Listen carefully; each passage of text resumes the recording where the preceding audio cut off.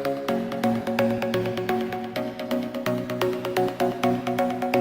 nombre es Oscar Gencarelli, yo soy del área de vinculación de acá de la Universidad Blas Pascal. La universidad hace tiempo que ha tomado la decisión de no solamente trabajar en el concepto de capacitación a nivel de las carreras de grado, de posgrado o pregrado, sino que también ha entendido que la transferencia de conocimiento se hace a través de actividades en conjunto con organizaciones externas, instituciones, etc. En ese marco hemos planteado actividades al respecto, y esta es una de esas tantas actividades que para justamente lograr transferencia de conocimiento con organizaciones externas. En este caso, con el grupo de Blockchain de Córdoba, en el marco de lo que es el Blockchain Accelerator, que se viene realizando desde hace una semana en varias universidades. El viernes pasado tuvimos una charla justamente dentro del marco de la Armonía, y hoy se complementa con este curso que para que se dé detalles y dé mayor especificidad, lo que voy a poner en manos de Sasha para ir a las presentaciones del caso. Yo simplemente quería darles la bienvenida y que se sientan a gusto en nuestra universidad. Muchas gracias. Buenos días, ¿cómo están? Mi nombre es Sasha Ivanova, yo soy embajadora NEM en Argentina. Y bueno, organizamos esta capacitación para los desarrolladores que quieren aprender a programar en blockchain de NEM. Para esto invitamos al señor Shinta de Malasia, es Master Trainer, que va a dar la teoría y después la sesión de código. El transcurso más o menos de capacitaciones son 2 horas de teoría, después hacemos un pequeño break para almorzar y después seguimos con la sesión de código. Federico va a traducir a castellano porque la capacitación va a ser en inglés, entonces se va a entender, y cualquier pregunta, como somos no tantos, por favor lo dirigimos a Federico y a Shinta. Y bueno, empezamos de una vez. Muchas gracias. Bueno, ahora sí. Bueno, estimados, un gusto. Yo voy a ser intérprete acá de Shin directamente, así que como primera medida, lo que quería consultarles a ustedes es cuál es su experiencia con respecto a blockchain. Si ustedes tienen algo ya, han visto algo, o si tienen algún tipo de formación, o para arrancar con conceptos básicos y de ahí construir hacia arriba. Okay.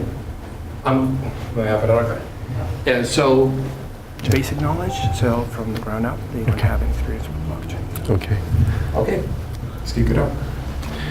So hello, thank you all for having me here today. I'm very honored to be able to share NEM blockchain with you guys. But before that, what I'm going to do is just share a short video explaining about what blockchain is, and then hopefully it'll get you understanding about the technology, and then I'll move into understanding NEM.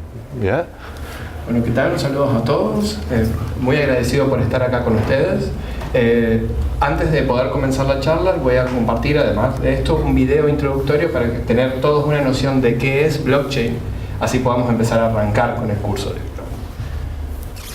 We're going to do this in a very visual way that will make it very easy to understand by stepping through the key pieces of what a blockchain is in a visual way. But before we get started, we need to take a look at this thing that we call a SHA-256 hash. Okay, and a hash, this is one of them right here.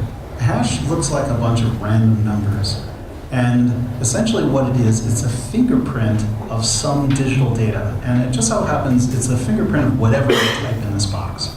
So if I type my name, Anders, into this box, you see that the hash has changed. Matter of fact, it changed every time I type a letter.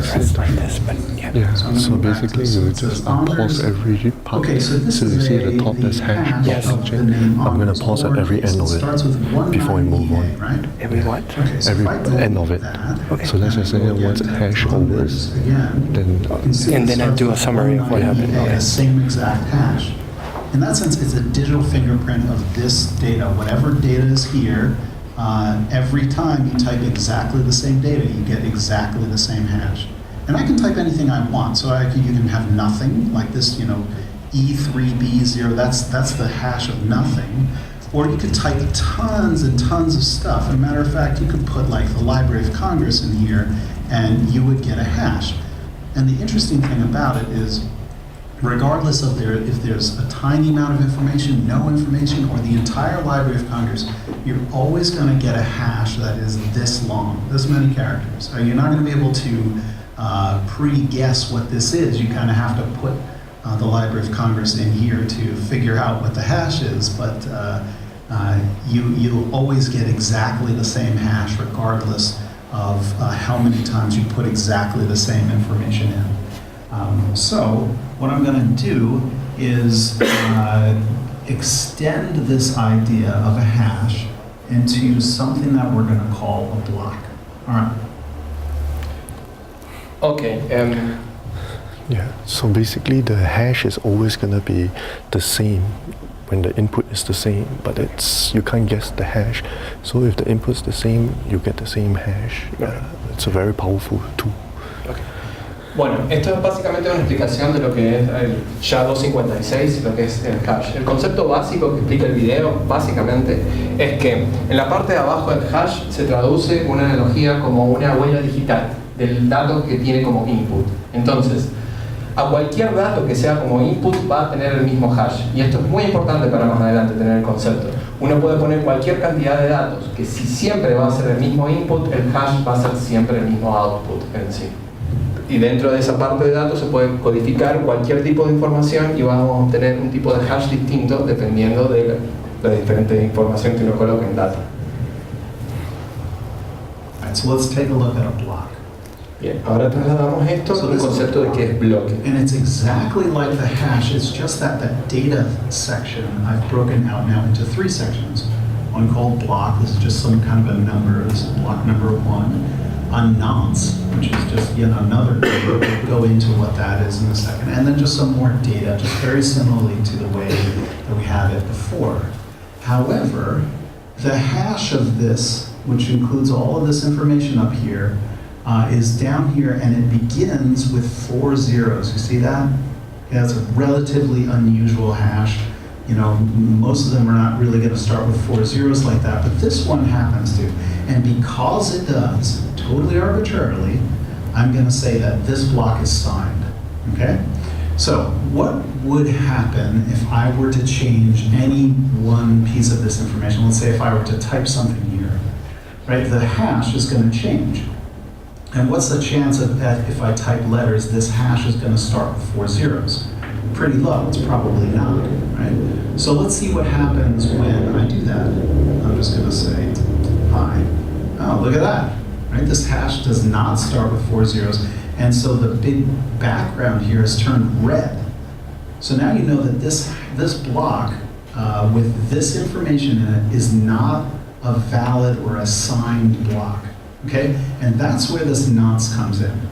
This nonce is just a number that you can set to try to find a number that fits so that this hash starts with 4 zeros again. All right, so how do we do that? Well, let's start with 1. Does that start with, no, it's 3, 2, so that's not 1. So let's try 2, FF now, 3, 4, 5, 6. You get the idea, like I could sit here, there's one that starts with 0.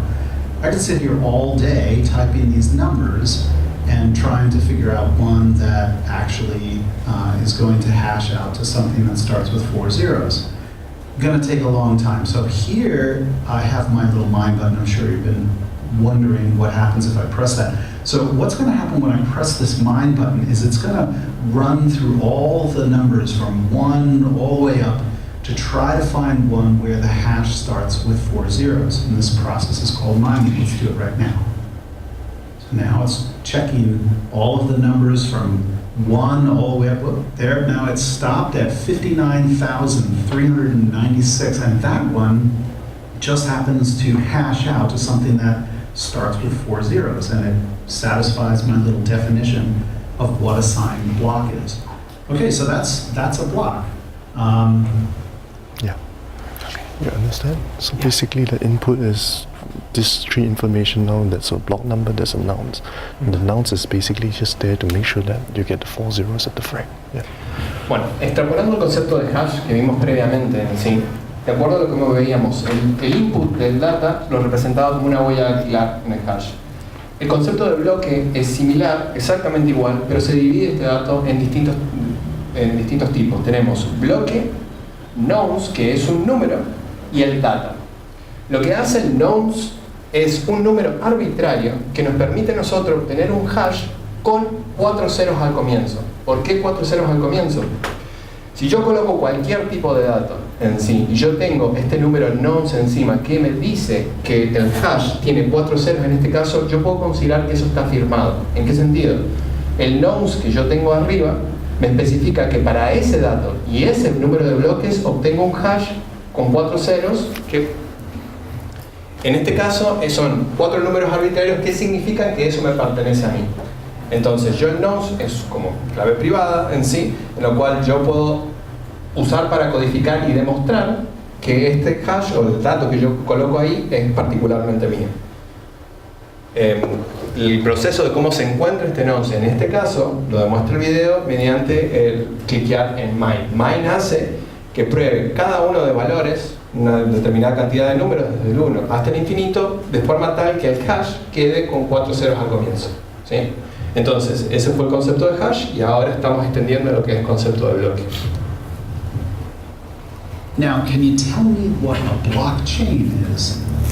It's probably just a chain of these blocks. Well, how do you Would you put like them me together? to ask this question? Yeah. Okay.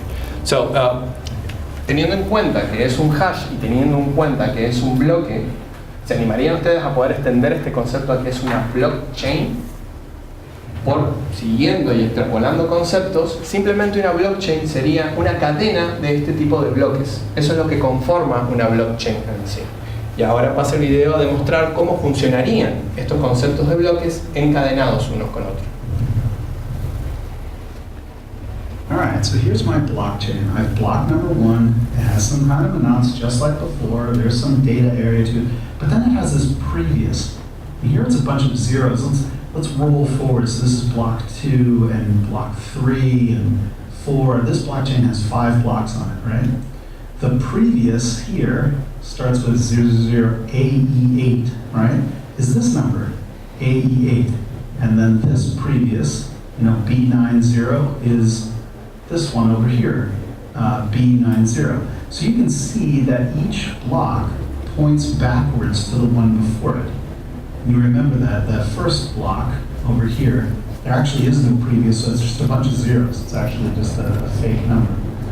Okay, so just like we did before, what happens if I change some information here? Right? It's going to change the hash of this block and it's going to invalidate it, right? Well, let's try that. So I'm going to type pi again, sure enough, that block is invalid. All right, just as we assumed. But what would happen, I'm going to fix that now, we'll go back to something that worked. What would happen if I change something in this block? Right, it's going to change this hash, but this hash gets copied up to this previous, so it's going to change this one too, right? So it should break both blocks. So let me try typing pi in there, sure enough, all right? So we can go back as far as we want, to some point in the past and break that block, and it'll break all the blocks since then. Everything before is still green, but this one is red. So if I wanted to, change something in this blockchain, I could just go over to block number 5 right here. We could change it, and then we can remine it, and pick a different nonce. We'll do that right now, and we could essentially alter the chain. So we've done it, so that we should be good now, right? All right, well, what happens if I go back in time to here and I break it here? Now I have to mine this block, which will pick a nonce that makes this block hash out to 4 zeros, if we can find one. Sometimes it takes a while because it's got to run through a lot of them. There it is, it found one at 138,000. All right, but this one is still broken, because although this one starts with 4 zeros, adding the 4 zeros with different stuff up here still makes this block hash out incorrectly, so I also have to mine this block. All right? And that takes some amount of time. That one was a little bit quicker. And then I have to mine this block to fix it. All right, so what we're showing here is that if I go and change this last block, all I have to do is remine this block. If I go way back in time to back here and I make a change like that, I'm gonna have to mine this one, this one, this one, and this one. So the more blocks that go by, the more blocks in the past that we are, the harder and harder and harder it is to make a change. And so that's how a blockchain is going to resist mutation, resist change. El concepto de blockchain, explicado como extensión del concepto de bloque, hacemos exactamente lo mismo, simplemente acá metemos junto con los datos un código que considera el blockchain previo a esto. Entonces, se mide el primer blockchain, en sí que el primer blockchain, el previo es 0000, se saca el hash y después al segundo blockchain tiene en cuenta el hash del primer blockchain en sí. Entonces, mediante este proceso, colocando el número de bloque, nodes y data, se va haciendo una cadena de bloques que va consecuentemente una con otra, teniendo en cuenta el hash del bloque anterior. ¿Para qué sirve esto? Explica el video. Sirve para distintas cosas. Como hemos visto, si nosotros alteramos el último bloque de la cadena de bloques, simplemente para poder verificar y señalar que está firmado el bloque, tenemos que reminarlo para poder obtener 4 ceros abajo y considerar que el bloque está firmado. Sin embargo, si yo altero la data a bloques previos al bloque final, eso hace que la cadena de bloques a partir de ahí se rompa, porque los bloques previos, el hash previo de los bloques posteriores, tiene que también ser reminado al nuevo hash del bloque que ha sido modificado. El concepto que quiere intentar explicar el video acá es que cuando uno hace una seguidilla de bloques unos conectados con otros, si yo cambio cualquier tipo de información en cualquiera de los bloques, me exige sí o sí tener que recalcular todos los bloques a partir de ahí. Por ende, si yo trabajo siempre con el último bloque, no puede ser modificado el historial de bloques.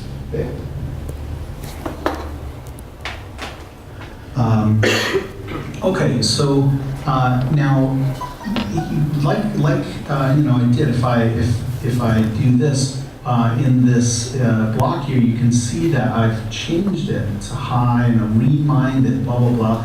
How would I know that my blockchain has been remined? All right, let's take a look at that. I'm going to hit this little distributed. Ahora, como ejercicio adicional, vamos a ver, por ejemplo, si yo he modificado el dato a una de los bloques anteriores, ¿cómo puedo saber que toda la seguidilla de bloques ha sido reminado nuevamente?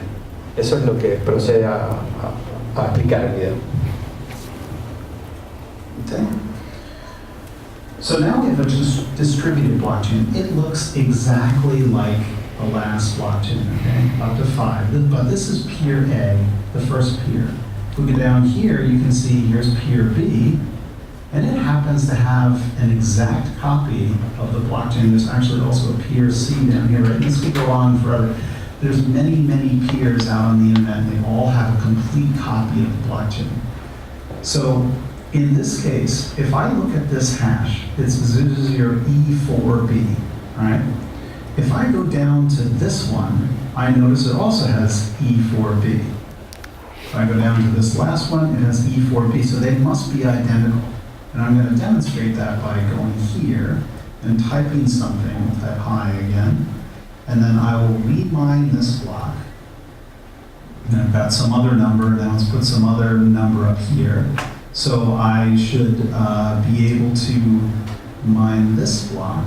Okay, now all the chains are green, right? They're all green. However, this chain says the last hash is E4B. The bottom one says that too, E4B. And this middle one here says 4CAE. So I know just by glancing at this one little hash that something is wrong in this blockchain, even though all of the hashes start with 4 zeros. I know that this one is different. And it's different because I have 2, it's essentially 2 against 1. There's a little democracy here, right? This guy argues that it's E4B. This guy argues that it's 4CA, and this one is E4B. So E4B wins. So that's how a completely distributed copy, having a copy on many different computers, they can all very quickly see if all of the blocks are identical. And remember, bien, la forma de poder resolver si ha sido minado nuevamente un blockchain de uno de otro es mediante la distribución de estos blockchains en sí. En este ejemplo está visualizando que tenemos distintos tipos de peers o usuarios en este caso que tienen una copia de la blockchain completa.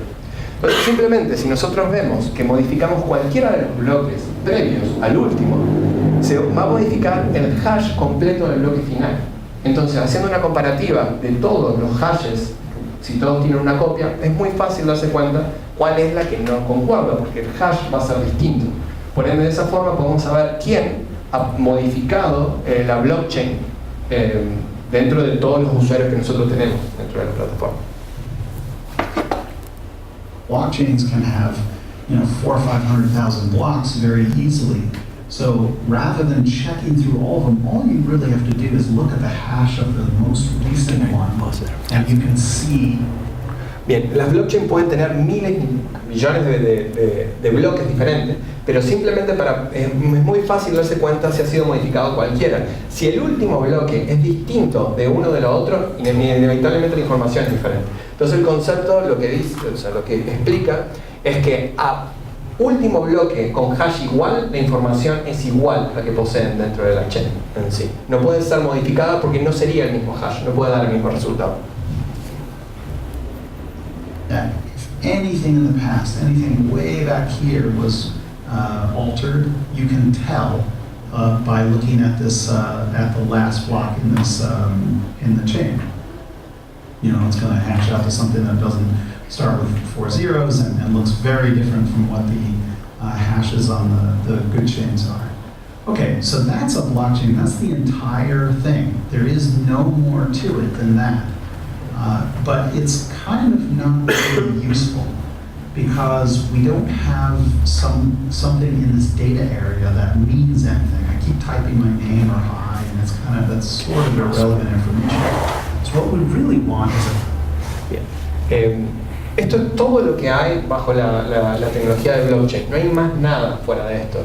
Sin embargo, con todos estos conceptos en sí, no hay nada útil acá. ¿Por qué no hay nada útil? Porque es simplemente una seguida que nosotros sabemos que no se pueden manipular en sí. Lo importante es los datos, lo que nosotros podamos hacer con eso. Es por eso que ahora explica el concepto de tokens. ¿Qué es tokens?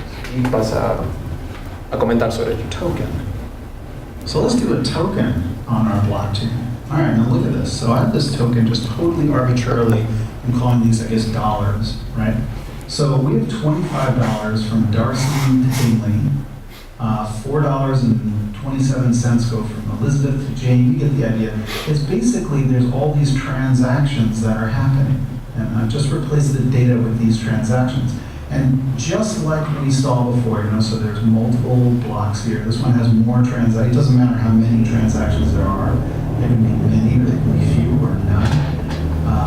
If we keep going forward here, just like we saw before, if we go down, we notice we have all these other copies of the same blockchain, right? So now here's where the immutability is important. If I change something back here, you'll notice that this is, A7FC, blah, blah, blah. It's something else. So it's something different than what's down here. So in this way, it's very important that if I were to go back in time and change some value that we would notice. Bueno, acá el concepto de token especifica un caso aplicativo para esto en sentido práctico.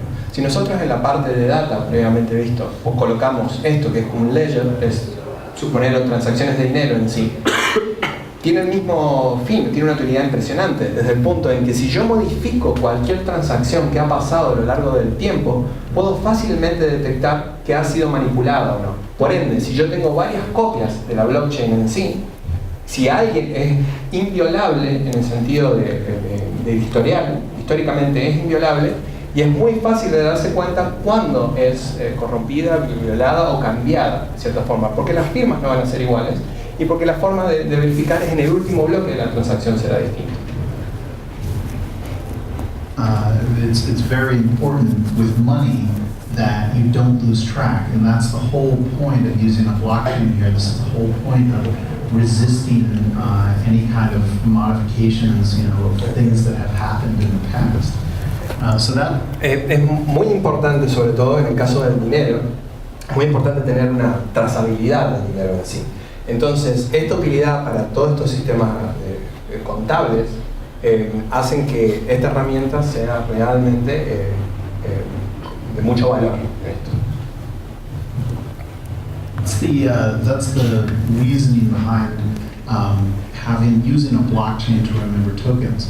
Now, one thing I would mention here is that we're not listing, Darcy has $100 and he's giving 25 of it to Bingley. The only thing we're saying is Darcy gives 25 to Bingley. We're not remembering a bank account balance. We're only remembering money movements. Yes, if that's so this begs the question, does Darcy have $25? Yeah. Well, we have a problem here in this version of the blockchain. We don't actually know if Darcy has $25. So let's look at... Bien, volviendo y analizando este sistema contable, en este ejemplo lo que se hace es graba transacciones de acá, ¿sí? Entonces suponemos la primera línea ahí dice que hay una transacción de Darcy hacia Bingo, creo que es, no puedo leer el nombre, de $25. Sin embargo, no nos está diciendo este sistema si Darcy tiene $25 o cuánto tiene Darcy en sí. Por ende no puede hacer una evaluación si realmente tiene los $25 aún, ¿sí? Para eso va a expandir este ejemplo en más para dar una utilidad mayor en el sentido de que no registre solamente transacciones, que eso vamos a ver a continuación. A Coinbase transaction. So if we look back here, Coinbase, we're going to add a Coinbase transaction to our blocks, and this is very similar to what we've seen before, but we were just adding a Coinbase at the top. And what that's saying is we're going to invent $100 out of thin air and give it to Anders. And there's no transactions in this block because nobody had any money previous to this. In the next block, another $100 comes out of nowhere and goes to Anders. I'm a fan, I love it, right? I'll take $100. Now we have some transactions. You can see that they're all from Anders. They're all from me because I'm the only one who has any money at this point. So I'm sending 10 of my dollars to Sophie. Do I have $10? Yeah, I do. I look back and I see that this Coinbase transaction has given me 100, so I have at least 10 and I can send it on. And you add all these up and they don't go over 100, and it follows sort of a basic rule of a currency. Like, you can't invent it out of thin air. You can't create money out of thin air. Its dispersion is controlled. So now, if we look at this blockchain that we've created and we zip forward in time and we notice that we see that Jackson is giving Alexa $2. And so does Jackson actually have $2 to give Alexa? Well, we go back to the block before and we see that Emily, who had gotten $10 from Anders, gave 10 to Jackson. And Okay. ¿Cómo resolvemos este problema de transacción cuando en el ejemplo anterior no podíamos evaluar si la persona realmente tenía el dinero o no? Simplemente, de esta forma, se crea un token base inicial, un bloque 1, en donde se le asigna a una persona, se le crea, en este caso, $100, ¿sí? Entonces el ejemplo hace que, haciendo esta cadena de blockchain, ¿sí?, uno puede registrar y validar una transacción siempre y cuando la persona posea esa cantidad de dinero. Entonces chequea, como veíamos en el segundo bloque, cuando una persona, en este caso Andrew, le hace una transacción a Sophie, chequea el sistema que realmente tenga ese balance que ha sido creado en un bloque principal, 0 en este caso, de $100. Entonces, si los posee esos $100, los puede hacer la transacción. Si no, no. Existe un chequeo más de seguridad para poder establecer si es posible o válida la transacción. Y así, en los bloques siguientes, chequean si anteriormente, en el bloque anterior, tiene validez para poder realizar esa transacción, como hizo en el bloque final. Por ejemplo, Jackson le transfiere a Alexa $2. ¿Cómo chequea si Jackson tiene $2 para poder transferirle a Alexa? Va al bloque anterior y se fija que a Jackson le ha transferido Emily $10. Entonces la validación la hace con el bloque anterior, cuando lo tiene. Y esa validación de ese bloque se realiza con el anterior. Y va validando bloques con el anterior. Una pregunta. Sí. Cada vez que ¿revisa solo el último bloque anterior o revisa toda la cadena de bloques anteriores? When you have this check, if Jackson has the funds to actually transfer to Alexa, does it check it on the previous block or in the whole chain? It checks usually where it can find information first. Yeah, so it looks. Chequea, valida los bloques cuando encuentra la información, porque puede haber el caso en el que el bloque anterior no ha habido una transacción. Va chequeando hasta que encuentre la validación, hasta el bloque original. Entonces, desde el comienzo hace chequeo hasta que encuentra la validación de eso y ahí se detiene. Si es en el bloque anterior, sí. Si no, sigue buscando. Otra pregunta por acá. En el Coinbase, que se le daba $100 a Anders, después decía en el segundo bloque $100 a Anders. ¿Ese es el estatus que se mantiene o se le da en un bloque 100 y en otro bloque 100? Eso no terminé de entender. When the initial block, when Andrew has been assigned $100, is that regular or it only happens in the primary block? I mean, that can happen, the creation can happen in... So the blockchain technology, this is very close to Bitcoin. So Bitcoin uses mining. So when you mine the block, every new block has some sort of new coins. It's like mining, right? You find new gold, right? So Bitcoin uses what we call a half-life algorithm. Half-life meaning to say the first block may be X amount of value. Let's just say example 1 Bitcoin. The second block will be half. So it reduces over time. Yeah, that's how Bitcoin goes. Respondiendo, voy a traduciendo en sí, existe una generación de bloques primitivos. Esto puede ser muy análogo al concepto de Bitcoin en sí, en lo que sí se genera dinero en un bloque, pero como Bitcoin, para el caso particular de Bitcoin, tiene un proceso de minado en bloques posteriores en sí. Entonces siempre va a existir la creación de dinero, pero en distintas cantidades. Bitcoin también posee un sistema de halving, no sé si ustedes conocen, que hacen que tengas un bloque inicial y después cada cierta cantidad de bloques se va reduciendo a la mitad y se va reduciendo a la mitad y se va reduciendo a la mitad. Ese dinero que se genera es parecido al bloque inicial que se crea de la nada, entonces se va ingresando dentro de la cadena. ¿Está definido cuántos tokens tienen que definir un bloque? Is there, I mean, the amount of tokens by block, is that defined by the algorithm? Yes, they have a content, well, I guess it's in the Bitcoin protocol. So how much they fix per block and half from there. Okay. Yeah, then the total supply is supposed to be limited to 21 million. Yeah, I know, but he's asking by block. Does it have a number of tokens that a block can carry? You're talking about new tokens? Yeah, the whole block, the amount of tokens. So it's going to keep falling half. Okay. So the very first block was X amount, from there it just falls half. Yeah. Sí, está predeterminado por bloque en sí, y si vos te refieres a la creación de dinero nuevo, de tokens nuevos, o a la totalidad dentro del bloque. Son bloques que tienen todas transacciones. Yeah. So he's asking that The number of transactions in the block. the number of transactions. No, that's not fixed. I think Bitcoin has a limit on how much transaction could be included in a block. Okay. So some blockchains have certain amount of transactions that are fixed. Like Ethereum doesn't have a limit, so you can have a lot of transactions in a block. Yeah, it limits it by the size of the block. I'm not too sure, but I think that Ethereum doesn't have a size limit. Yeah. En algunas blockchains sí, en el caso de Bitcoin sí, está limitado a un número de transacciones por bloque, pero por ejemplo el caso de Ethereum no tiene límites al número de bloques en sí. Entonces puede transferir una cantidad grandísima de transacciones por bloque, pero depende del chain, de la cadena.